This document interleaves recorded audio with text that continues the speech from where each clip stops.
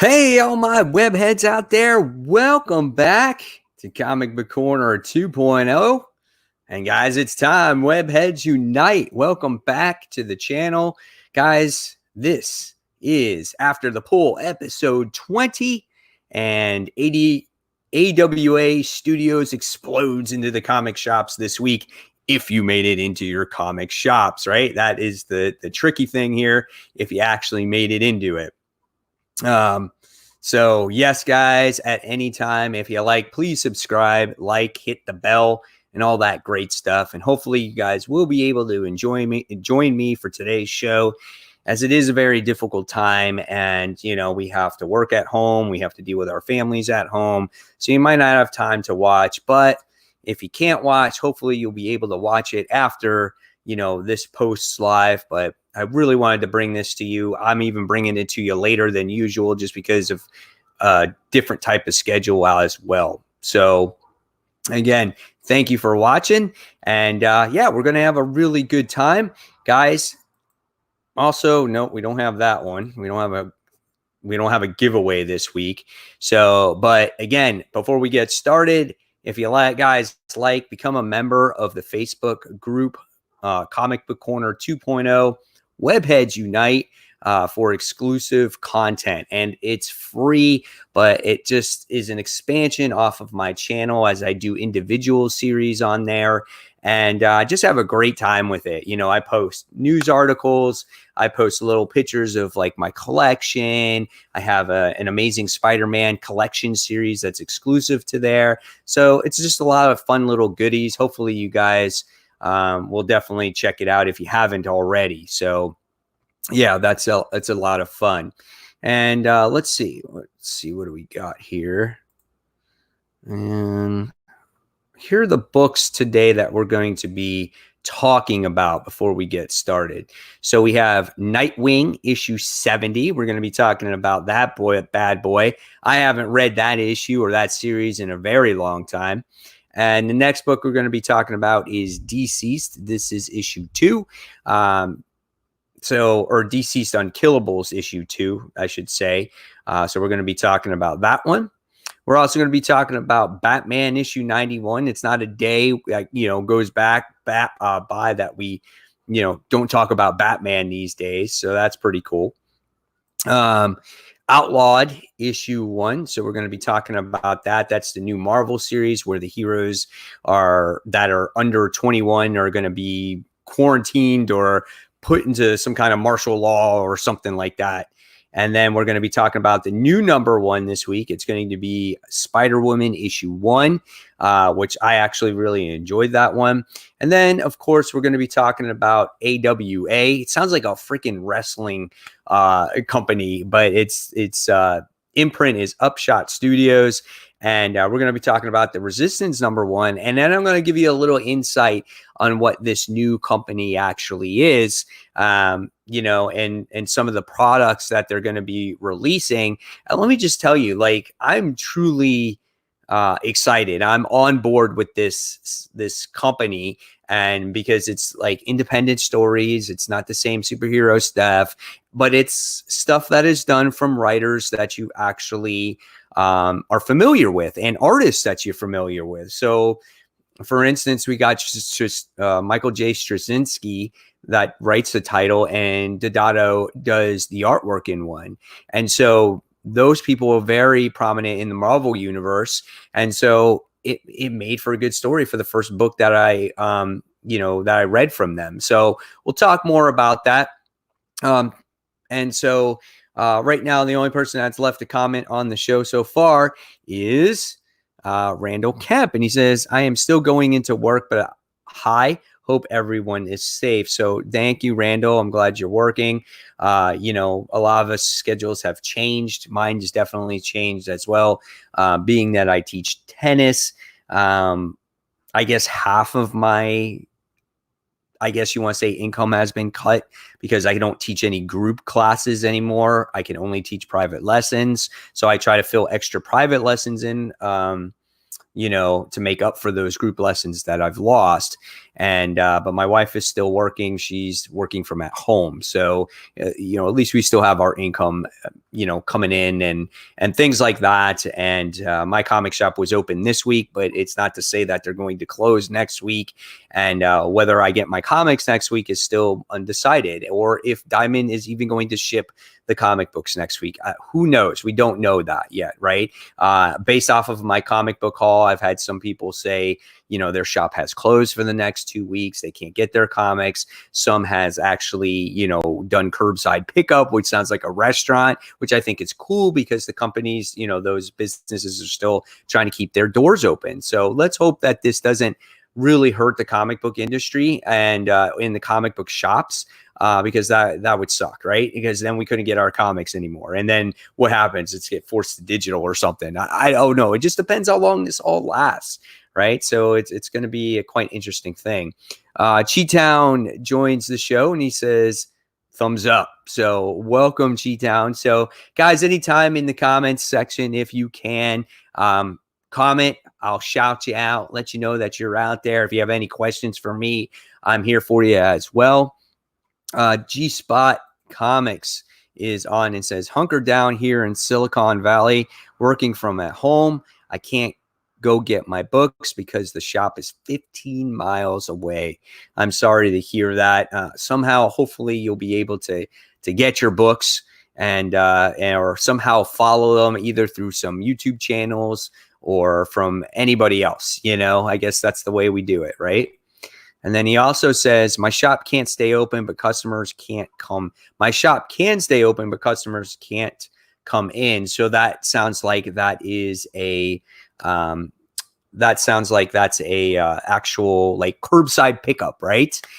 So yeah, it's tough times. And again, you got to do what you got to do, right? You got to stay home. You got to stay home. If you got to follow it from YouTube, you got to follow on YouTube. If you have to buy from Collegeology, you got to do that, but the economy's hurting. So I'm sure some people can't get their comics. And then we have Andrew, who says, what's up, Webheads? He's on the show. He's usually the first one to chime in. He's actually a little late today. So Andrew, welcome to the show, buddy. I really appreciate it. And I got some super chat love. Haiti Malik Sentab, is that how we say your name? If I say it wrong, I definitely, I am sorry for that, but thank you so much for the $5 super chat. That really helps me a lot. It helps the channel to stay afloat as well during the tough times, and it just helps overall. And I love the love and support there. So thank you so much for that $5 super chat. It really means a lot. Andrew says, my local comic shop is offering mail service. My shop is doing that too. They're offering the mail service. They're charging a $2.99 flat rate fee just for a little bit of the shipping cost. They're probably losing money on the whole thing, but they're doing that so at least people can get their comics, and any books that are in their pull boxes. Basically what happens is then at least they can get rid of them, right? So it's a good service that they're offering. My shop said that they might do curbside pickup as well. It just depends on what's going to happen here in Florida, dealing with all that stuff. Ghost Poo says, have you come across the Spider-Woman #1 Yoon secret variant? No, I don't even know which one is that? If you can describe which one that is, just let me know. Like, give me a description of what it is, because I might have to do some research on the internet on it to find out. And Will joins the show, says, hi, Mike, I'm new to the channel. How long have you been collecting? I have been collecting for, I've been collecting for a long time. On and off since I was 11 years old. I started collecting comic books. I was given a pile from my uncle when I was really young. Okay. And I had probably about maybe two dozen comic books in this entertainment unit that I had. It had 2 doors. And I remember I opened it and there was these 2 stacks of comics. And some of these books I still have today. I read them a lot when I was a kid. And then I didn't think anything of it. But as time's gone along, I had friends that collected comics or liked to draw, and they got me into the hobby. And I collected on and off in my youth years. And then I started collecting again when I was 2007 or so. I don't know when the New 52 came out. That's when I really started getting heavily into collecting again. So I want to say heavily 2007. So what is that? 13 years now or so, I guess.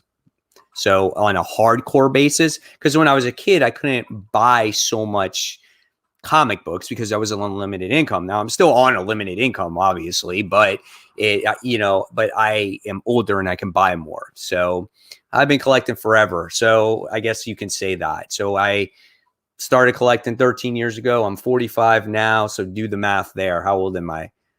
45, 37. I don't know, somewhere around there, 32. I'm not good at math. Honey Malik says, thank you for your excellent comic book reviews. And I really appreciate that. And again, thank you for that $5 super chat. I really appreciate it. Glad you love the channel. And then I have another 99-cent super chat. So thank you so much from Randall. Really appreciate that, man. Again, it takes the channel really a long, far way. So thank you guys for the 12 viewers that are watching. And I think what we're going to do now is we're going to talk about some of the comic books. Like I said, not as many people as usual, but I feel that people's lives have been flipped upside down. And, if they can watch it later on, that's just as fine for me. So let's take a look. Let's talk about some books, guys. All right. So the first one we're going to do is this. Let's talk comic book warnings and spoilers, okay? We're going to talk about these comics. Just a warning, there might be some spoilers. I'm not going to go crazy with the spoilers. I don't want to spoil the entire book, but there's something that could be spoiled, okay? So I'm just letting you know. All right, so the first book we're going to talk about, everybody, is Nightwing issue 70. So when it comes to Nightwing, and let me get my books over here because they're on the other side of the computer. All right, so here we go. So Nightwing issue 70, okay? I'm going to show you the cover here. It's got the road to the Joker War. And this book, for some reason, was all the talk of town when it comes to, I guess, like Nightwing, because he got a new costume and we got the Joker and we got all this stuff in there. And from what I heard, this book was going for like freaking $70 or something like that on eBay at one time.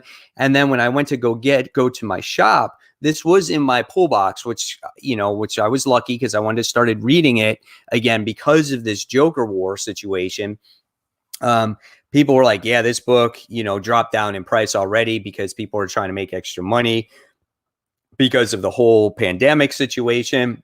And so this book is probably dropping down maybe now to $20, $25 on eBay. So who knows? We'll see what happens with it. But when I read this book, there was nothing here that got me excited. Honestly, the Joker is in this book. He's searching for Nightwing. The only thing that we really see is that Rick or Dick Grayson, whatever you want to call him, actually has his thoughts fighting each other. It's like some thoughts are fighting the old thoughts and the old thoughts are fighting new thoughts, and he doesn't know how to handle it. And I guess there's this yellow crystal that's involved that was turning him into a Talon at one point, and then the Joker winds up coming across this thing. It's just dumb. It's just like he's really searching for Dick, and he finds the imposter Nightwings, and he's like, you're not the real Nightwing, and blah, blah, blah. There was a couple decent moments, character moments in here, but there was nothing in this book that really screamed out to me, right? And when you look at the costume that Dick is wearing, or Rick, it kind of looks like a Captain America or a Winter Soldier costume. And I'm just like, it's just kind of lame for me. This book really did fall flat. It did kind of get you up to speed on what was happening with Rick Grayson. So I feel like this is kind of a new jumping on point for a lot of readers if you want to. But it's like, I don't know. We'll see. Now, this does tie into the whole Joker War situation. Now, I'm curious to see if you guys are actually on board with all this. I don't know. But this is not my favorite book. There's a reason why I haven't read this title in a long time. I just don't like the writing in it. Again, the artwork was okay, but it just was, going from point A to point B, nothing special about it. Okay. So that's all I can say about Nightwing. There was nothing really there that really surprised me there. So that's all I got to say about that. Now, I'm sure none of you guys have that much to say about it either, right? So let's see what we got here. A couple comments after the super chat. Let's see. First one here is G-Spot says, first book I bought was Secret War #8 back in 1985. Stopped collecting in the 90s because I was a broke-ass college student. Got back into it in 2012. Me and you are very similar.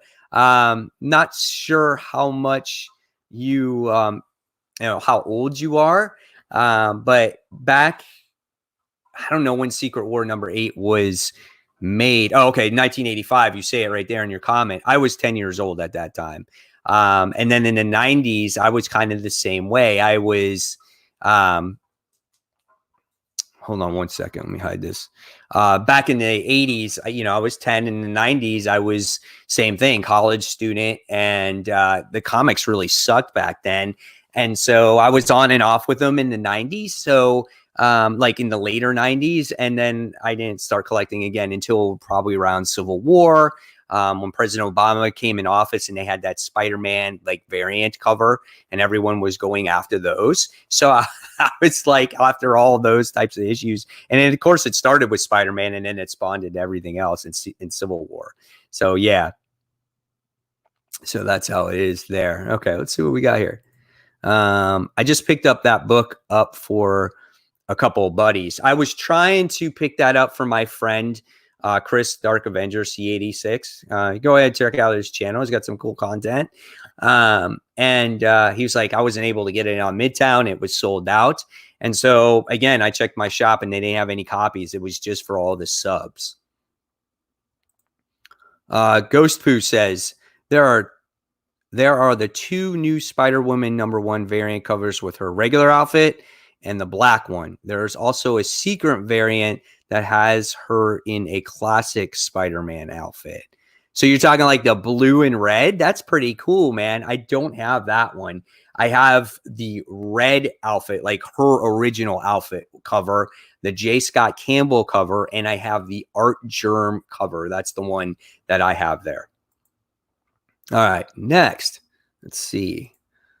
Andrew says, you summed up the Nightwing book perfectly. It's just, Rick Grayson has gone on way too long. I agree. I think the premise of it was really good in the beginning. And that's when I actually read that storyline. And then I'm just like, okay, after the Nightwings were inserted, I'm like, this could be cool for a couple issues. And then it's like, no, just kidding. It's not. It's going on too long. And then I dropped it. It just became very poor, in my opinion. So, all right, next. We have, what's up? Love the show. Smoke Ghost is on, so welcome to the show. All right. And then let's see. And then I have Rando who says, I'm on Nightwing till #7, but it's nothing really happens. Then I will jump off. Didn't mind the joke in the book, but Nightwing was whatever. Didn't mind the Joker in the book. Yeah, he had a couple of moments in there, which I thought was kind of cool, I guess. Right? All right, let's take off my little ticker on the bottom there. Again, guys, subscribe, like, and especially like the channel so it can be showed out there. And let me get this ticker off of here real quick because I think the stream is running slow. So sorry about that.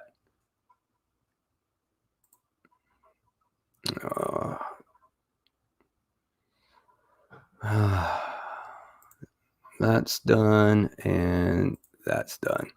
And the giveaways are done as well. All right, let's check out this comment down here. Next comment comes in. Have you liked the current Batman run with the designer? Absolutely. And we're going to be talking about Batman. What are we on, issue 91 at this point? We're going to be talking about that in a little bit. That's on the list of books to talk about. And yes, I've loved it. It makes Tom King go so far away. And I'm like, Tom King, who the hell are you? I don't even know you, dude, because this run is that much better. All right, let's go on. Let's talk about the next book, guys. So the next one we're going to talk about is one that I'm a preacher of. I love this series, dude. DC's Unkillables issue 2 of 3. Okay, this is only a 3-issue story arc. It's kind of like a 1.5 because they're going to get DC's 2 getting ready to come out, like the newest volume, and they're going to put together a new Justice League. And I think that's going to be a lot of fun. There's going to be deaths. There's going to be new status quos and stuff like that.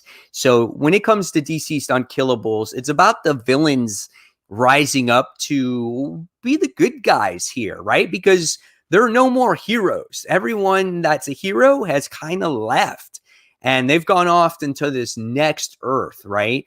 And so what happens a little bit in here is we get to see, again, them hunker down, at least whatever's left of our heroes, like the Bat family, like Commissioner Gordon, Cassandra Cain, Jason Todd. They hang out in this like orphanage, and there's these kids. Okay. And in the issue, we wind up seeing a zombified Wonder Woman come attack our villains. And what's kind of cool is they have to escape, and they escape into the same orphanage that our heroes are at. And because Mirror Master kind of transports them there, which is a lot of fun. And we get to see them that they have to make these tough calls. They're like, we got to come up with an army to try to defeat these monsters. And what are we going to do? And they're like, well, we got to train these kids. These kids are the next generation of our heroes or villains or whatever the case may be. And so at first, you know, it was a little touch and go situation, and our villains, our heroes, they have to learn to work together, and they've come across this school. Now, what Tom Taylor does such a great job at is character emotion, developing characters. And there was a lot of character emotion here on how our villains like started bonding with the students and the kids, and how the heroes and the villains bonded with each other. And you got to see an inner piece, like a softer side of the villains, which you don't normally see, which I thought was really cool. But what happens at the end is just so heartbreaking because it tears everything apart, you know? And the villain that's behind this, and I'll just say it this, the villain that's behind this that kind of ruins everything is Mirror Master. And so when you read the book, you'll find out truly what happens in here. But it was outstanding. I really enjoyed it. And we get to see a little relationship developing with Rose and Jason Todd, out of all people. And there was this comment in there that Deathstrokes is like, are you guys a thing? And it's just like, what? Yeah, I guess, you know. And so it's awesome. It's such a well-written book. The one negative thing that I have about it is honestly the artwork. I thought the artwork was a little bit poor, or it's not my style. Again, it's that thin-lined art. The characters' faces look weird. Their noses look off. And here you get to see a picture of like Cheetah, the way she looks, right? And then again, they're just off. All their expressions are off, and their like anatomy is off. Like here's a moment where Rose and Jason Todd actually they're trying to share a kiss, right? And it's just like, man, look at your nose, dude. It just looks weird in your lips and stuff. So I don't know. Not a fan of the artwork, but the story itself was A+ in my opinion. And then what happens at the end is absolutely phenomenal. And my hat's off to it, man, because it's so good. And this is just kind of like an in-between little volume here. I can't wait for the next volume. And then when they make like a collected trade edition, like, or collected edition or omnibus of this, I'm buying it because I already bought the hardcover of the first series, and I just want the whole thing because I'm just such a huge fan of it. At first, I thought the series was lame, like the first 2 issues, but then once I got to the 3rd issue of the first Deceased, I'm like, man, this is a great book. I love it. I'm so excited for the next one. So yeah, great stuff here. I definitely recommend it. All right. So let's see what you guys have to say. Got about 4 comments on here. All right. So 1, 2, 3, 4. Let's see. Let's see. G Spot says, "How's your toilet paper inventory looking?" So when it comes to the inventory of the paper, okay, I have one large pack that I haven't tapped into. But earlier in the week, this is funny. Earlier in the week, I did not have, I was getting worried because we were getting low, right? And I just needed it to have it. And when we went grocery shopping, we couldn't find any. There was nothing on the shelves. So I'm like, what the heck, dude? I'm like, why can't I get any freaking toilet paper? No toilet paper, no paper towels. I'm like, why are we hoarding all that stuff? And the next day I went to the store, there was still none. The next day I went to the store, I'm like, for real? Like, I need toilet paper. Like, we just needed to have it. And so one day I woke up early, like 7 o'clock early, went to Target, waited till 8 o'clock in the morning until they opened. I waited in line, and there was about 20 people waiting. They opened the doors. There's people running to the toilet paper aisle, and it's just like I had to run to get toilet paper. And while I'm doing that, I'm sitting there going to myself, oh my God, I can't believe I'm doing this right now. I'm like, we're fighting over toilet paper. Like, toilet paper is going to be the new currency in this world. It's blowing my mind. I couldn't believe it. So, and I was only allowed to buy 1 pack. And of course, one lady, when she first got there, she buys the biggest pack with the most rolls, and she's putting all of them in the cart. She's like freaking out. And then what happens is she sees the sign, 1 package per person. She's like, oh, you can only get 1 package per person. So she's like, here, someone can have this one. I'm like, lady, why couldn't you just leave it to begin with? You got like 48 rolls in 1 pack or whatever the fuck it is. It's like, leave it there. Leave some for the other people. That's enough to last you at least 2 weeks, okay? God dang, man. It was so frustrating, but I was happy to get it. All right, back to the Nightwing. Nightwing 72 has Punchline on the cover. That is correct. So people are going to be on board with that one if we can get it. And let's see. Hopefully it pays off. Yeah, I mean, we'll see what happens with her. Hopefully the character does hang around, and hopefully everyone that got that first appearance of Punchline in the Hellions issue, or Hell Arisen issue, and the Batman issue 90, it does pay off for everybody, right? I still don't have the Hell Arisen issue, but that's okay. I got the Batman one.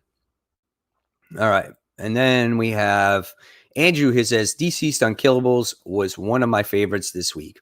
Tom Taylor will always break your heart. He knows how to do it, man. He knows how to pull the heartstrings, right? Man, oh man, and he did that in the last volume. You're just like, oh shit.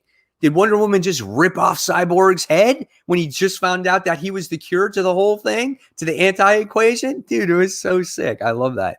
I love it. I love that book so much, man. All right, let's go on. Let's talk about talked about DC. So speaking of Batman, we're talking about Batman. We're talking about Batman issue 91. Now, this book, I felt it wasn't bad. Don't get me wrong. It was just really action heavy.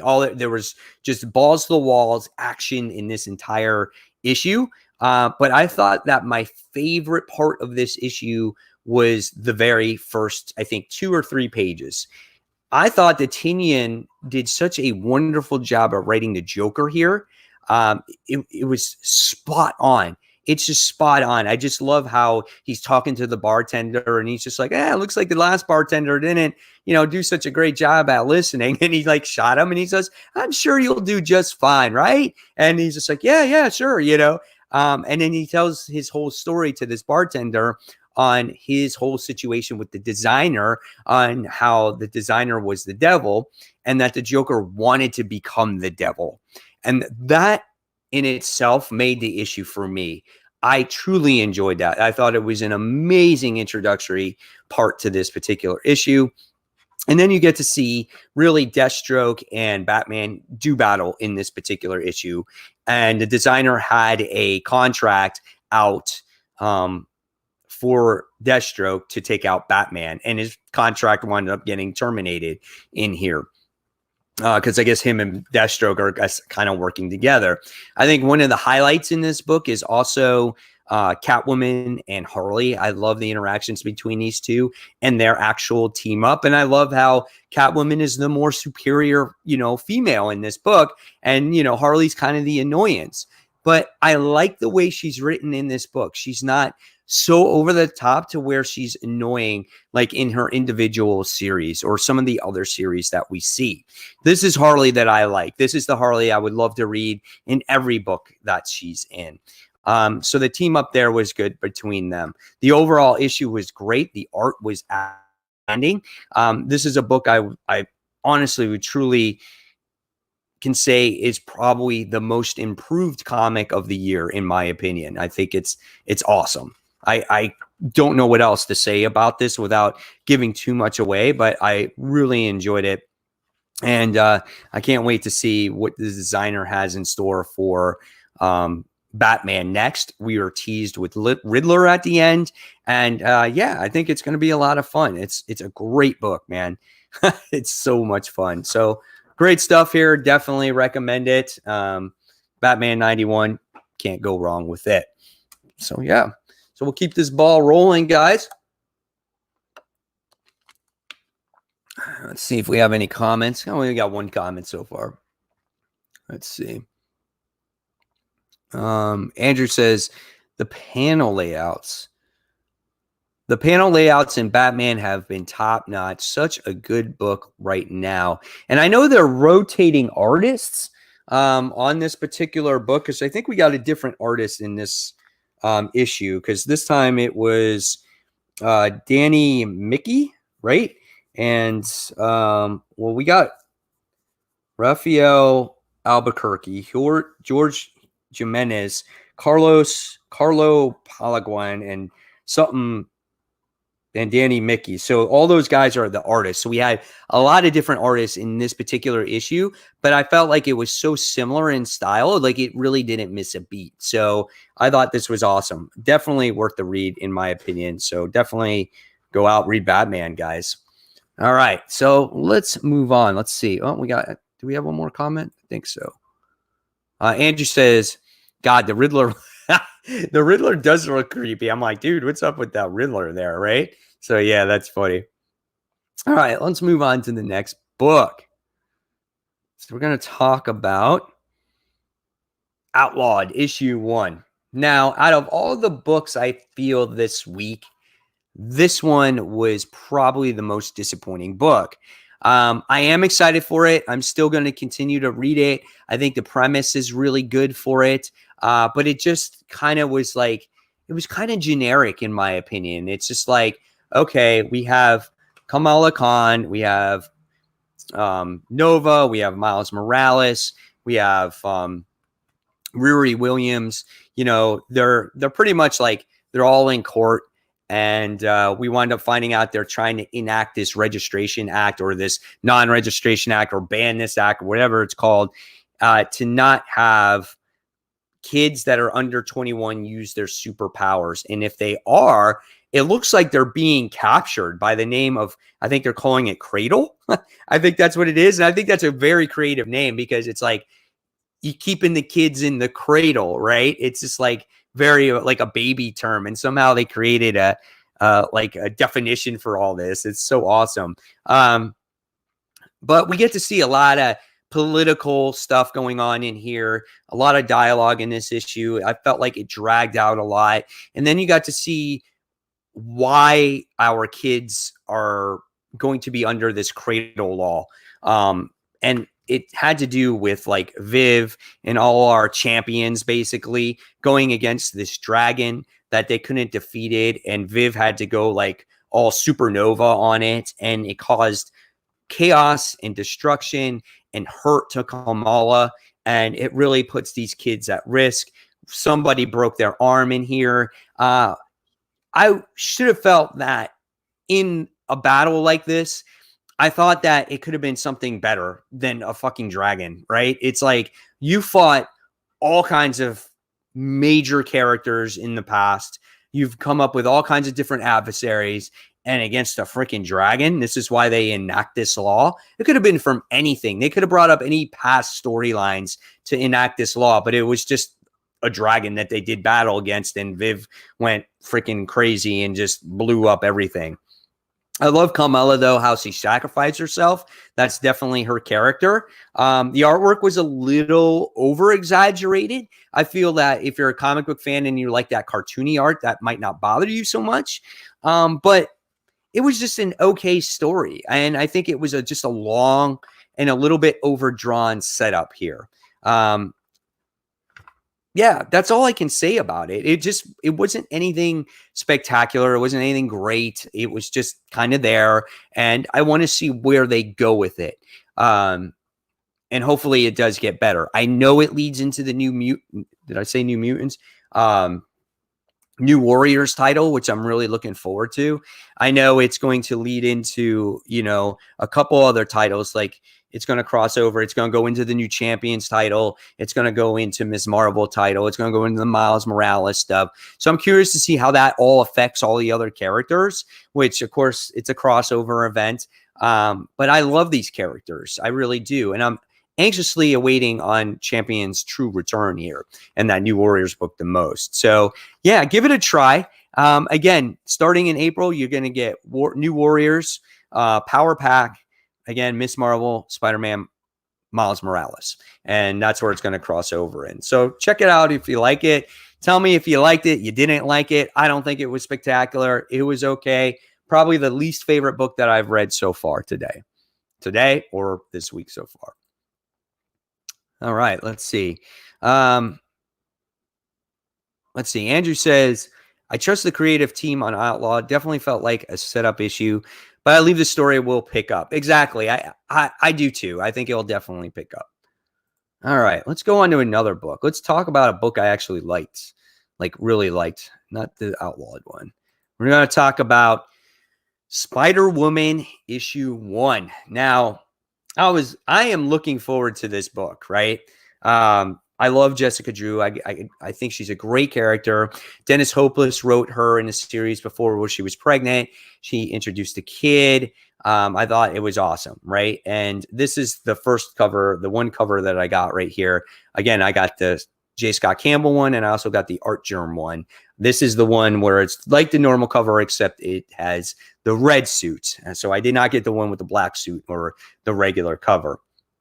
So this issue is quite interesting. It's written by Carla Pacheco, and the artwork is done by Pera Perez. The artwork was pretty good. I loved the way it looked. There was a lot of action in it. I felt like the main story was a quick read, right? I thought that the backup story was better. Not better, but I thought the artwork was much better in the backup story. It looked great. Jessica looked phenomenal in this book, and you got to see the origin of how she winds up getting the new suit that she wears and why. And you find out there's this place called Big Ronnie's Custom Battle Spandex. I thought that was hilarious in the issue. But we kind of see that it's a reason why that, like, there's someone that wants her to have this new outfit. And I think it plays into what happens in this issue to her. Okay. Why she kind of got sick in this issue. So there's something going on with her, right? We see that she's very agitated. She's not feeling well.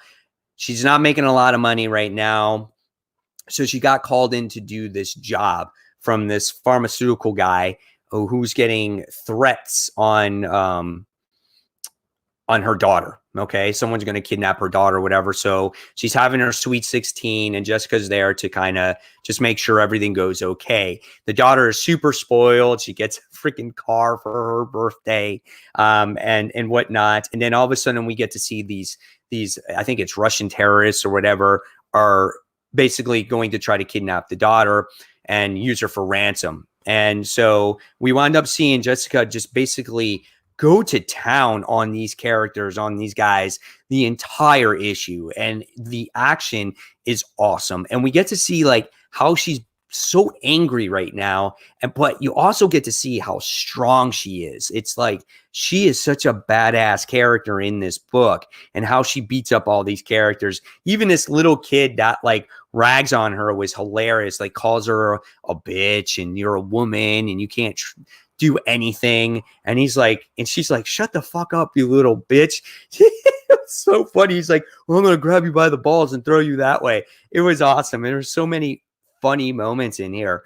But in short, you wind up seeing Jessica basically take care of these terrorists, save the daughter, and at the end of it, you basically wind up seeing her going through some kind of sickness. And I have a feeling it has to do with this suit that she's wearing. And when I got to the end of this issue, I'm like, dude, what is up with her? But yeah, great book. I loved it. Can't wait for the second issue. I love the character, man. It's just crazy what happens at the end of this. So definitely worth the read. I say pick this one up. I don't think you can go wrong with it. I love the backup story. It actually meant something. It kind of it ties into the first part of the story. Great stuff. Great stuff, guys. Pick it up. All right, so we got a couple comments here. And so we say, James P. Tomlinson says, hey, comic fam, checked out Outlaws, and it was so-so. Yeah, I agree with you. G-Spot says, what's the most valuable and sentimental comic book you have in your collection? Wow. It's hard. Probably the book that always sticks with me is Amazing Spider-Man issue 313.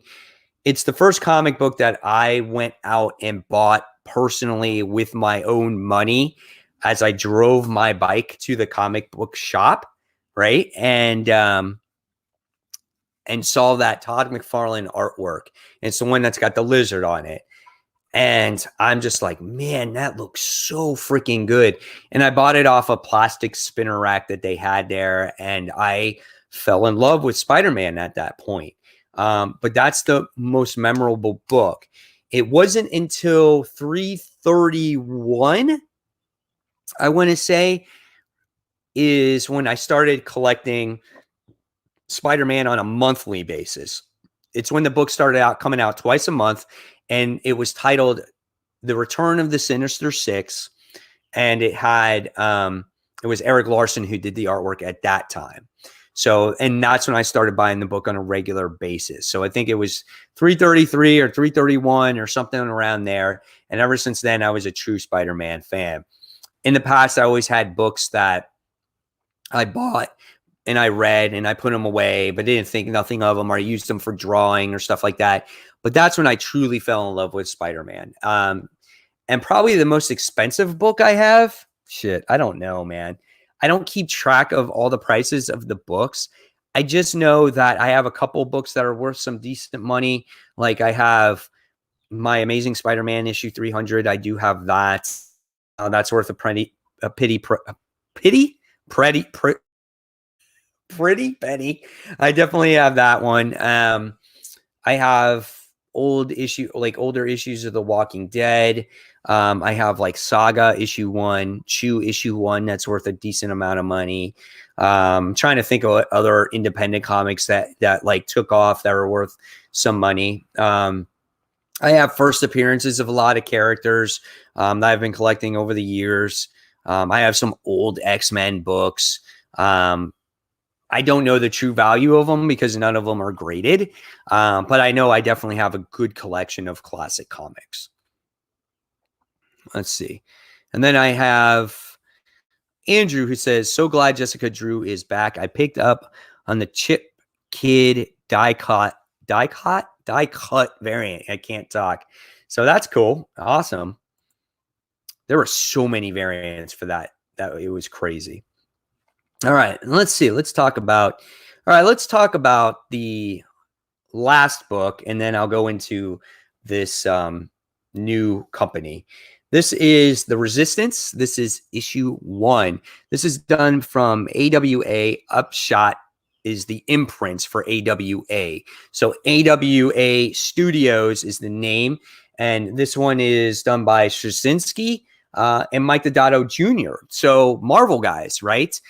New publishing company that has just been released. And let me just tell you, I am quite impressed what I've read so far. This is going to be a shared universe, which I think is going to be quite interesting. Now, the crazy thing is about this book that I read so far, it's about a pandemic that is going on in the world. But however, just as quick as it started, it actually was cured. Okay. Now, what happens in this book, basically, again, is a pandemic that hit. It's hit like something like 400 million people on the earth. There's a 5%. There's a 5% ratio of people that live through this pandemic. And just as quick as it started, it ended. And you wind up seeing the people that were resistant to this pandemic or the virus that's infected these people, they wind up gaining these abilities, right? And we wind up getting to see one of the people that use their ability to save the rest of the population, to save the earth. And then she wound up dying. She was a sister. She was like a twin sister. All right.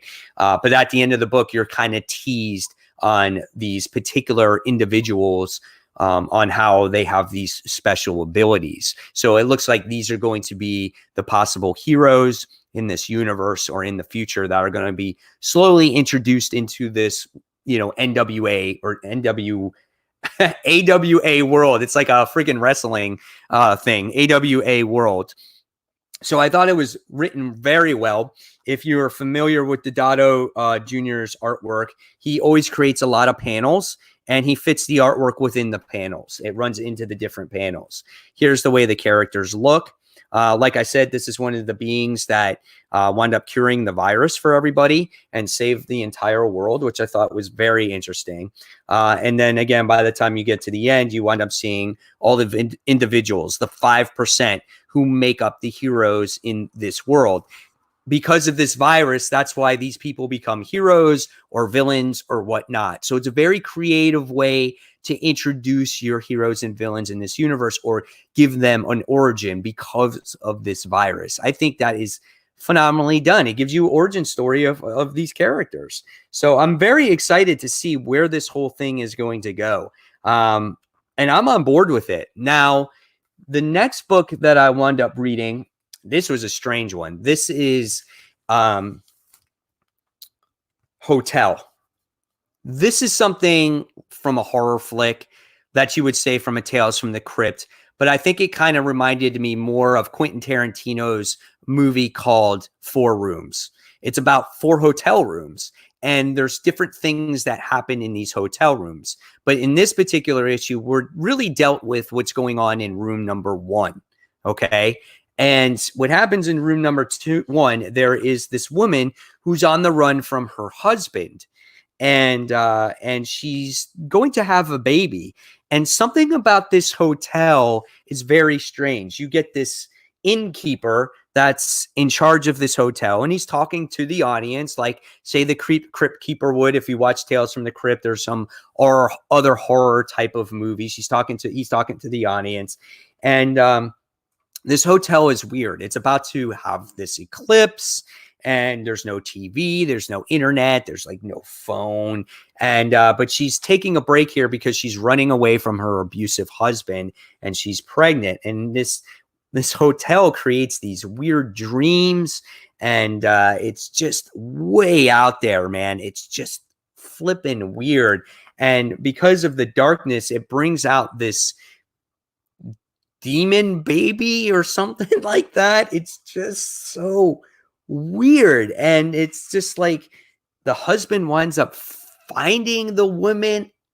I don't even know how to explain this anymore. It's just that weird. Okay. The husband winds up finding the baby and then, or the mom, and the mom gives the baby the father who doesn't have any eyeballs. I don't know what to expect from this one. I love horror books. maybe it's just over my head and I don't get it. But the next issue is going to be something about this. I don't even know what's going on there. So again, different things are happening in these different rooms. We were teased with room issue 2. We were teased with room number 2 about a husband who came across this woman. I don't know. It's odd. This was an odd one. So, but I'm going to keep trying it because I like the creativity in the different aspects of the book. The next book I wound up getting, and I haven't read it yet. This one is called Red Border. So I have no idea what this one is about. I guess it's something, maybe a apocalyptic type of thing. It's written by Jason Starr. Will Conrad is the artist. That's the artwork inside the book. I think this one has potential as well. Again, I don't know what's happening in there, if they're running from this apocalypse, but things are boarded off. But it looks like it could be an interesting read. I don't know what's going on in it. The one thing I wanted to show you, though, that's coming out in April, and if you guys do like zombie books, and if you like The Walking Dead, this might be in your wheelhouse. There's one book that's called Year Zero, and it's done by Benjamin Percy. So obviously, if you guys are fans of Wolverine, you're a fan of X-Force, you got Benjamin Percy writing a 5-issue miniseries. It comes out April 1st, and you get to see this trailer, and it's called Zombie Killer. That's cool, man. So I'm on board with that one. I definitely am. I think I'm going to try to read all these books when I can. I think it's going to be a lot of fun. All right, so I showed you a little bit of Red Border. Don't know what the story is about right here. And then we have the next one, the last one that was come out. Now, this is a 5-issue series as well. This is Archangel 8. Why he's called Archangel 8, I don't know, but he looks like a Punisher with angel wings. What happens in this book? Haven't read it yet as well. Looks very dark. I'm going to show you some artwork in here. You get some pit bulls fighting each other. Looks like some dog fighting stuff. And I'm trying to see who wrote this one. Michael Morsi, C.P. Smith. Okay.